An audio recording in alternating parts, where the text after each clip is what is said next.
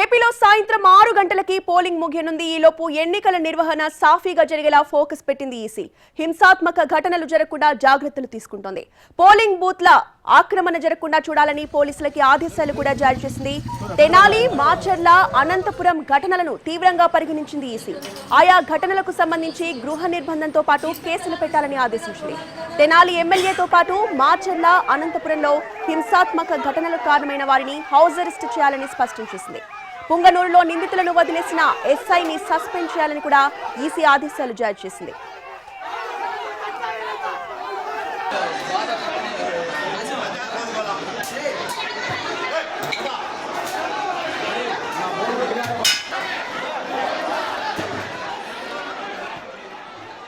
కృష్ణా జిల్లా అవనిగడ్డ నియోజకవర్గంలో YCP, TDP శ్రేణుల మధ్య ఘర్షణ జరిగింది. మోపిదేవి మండలం మోపిదేవి లంక గ్రామంలో రెండు పార్టీల కార్యకర్తలు ఘర్షణ పడ్డారు. మోపిదేవి లంక గ్రామానికి చెందిన రాజులపాటి నాగేశ్వరరావు, కేసాని తేజశ్రీ, మోర్ల సీనుపై దాడి జరిగింది. దీంతో గ్రామంలో ఉద్రిక్త వాతావరణం నెలకొంది. వెంటనే అలర్ట్ అయిన పోలీసులు లాఠీలు జులిపించి రెండు వర్గాలను చెదరగొట్టారు. ఇక గాయపడిన వారిని ప్రభుత్వ ఆసుపత్రికి తరలించారు స్థానికులు. అవనిగడ్డ ప్రభుత్వ ఆసుపత్రిలో చికిత్స పొందుతున్న బాధితులని పరామర్శించారు ఎమ్మెల్యే సింహాద్రి రమేష్ బాబు. ఘర్షణకు సంబంధించిన వివరాలు అడిగి తెలుసుకున్నారు.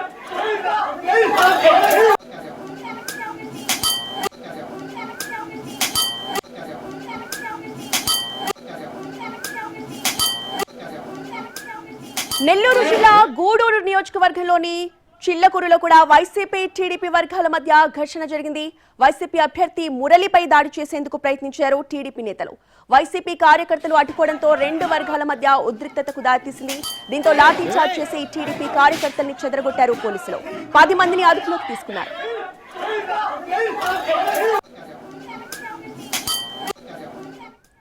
ఇక పల్నాడు జిల్లా ముప్పాల మండలంలో హై టెన్షన్ వాతావరణం నెలకొంది. తొండపి, మధల, నార్నిపాడు, దమ్మాలపాడు గ్రామాల్లో వైసీపీ, టీడీపీ కార్యకర్తలు కొట్టుకున్నారు. మదల గ్రామంలో పోలింగ్ కేంద్రం దగ్గరే రెండు పార్టీల కార్యకర్తలు ఘర్షణ పడ్డారు. రెండు వర్గాలు ఒకరిపై ఒకరు రాళ్లు రువ్వుకున్నారు. దీంతో నలుగురికి గాయాలయ్యాయి. సత్తెనపల్లి ఏరియా ఆసుపత్రిలో గాయపడ్డ వారికి ట్రీట్మెంట్ జరుగుతోంది.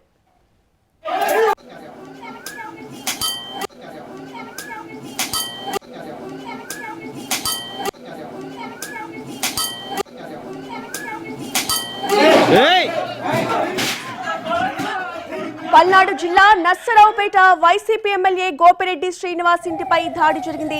టీడీపీ కార్యకర్తలు ఎమ్మెల్యే ఇంటిపై దాడికి దిగారు. సమాచారం అందడంతో వెంటనే అక్కడికి చేరుకున్న పోలీసులు టీడీపీ కార్యకర్తలపై రబ్బరు బుల్లెట్లని ప్రయోగించారు. టీడీపీ కార్యకర్తలను చెదరగొట్టేందుకు పోలీసులు ప్రయత్నించారు. దీంతో పరిస్థితి తీవ్ర ఉద్రిక్తంగా మారింది.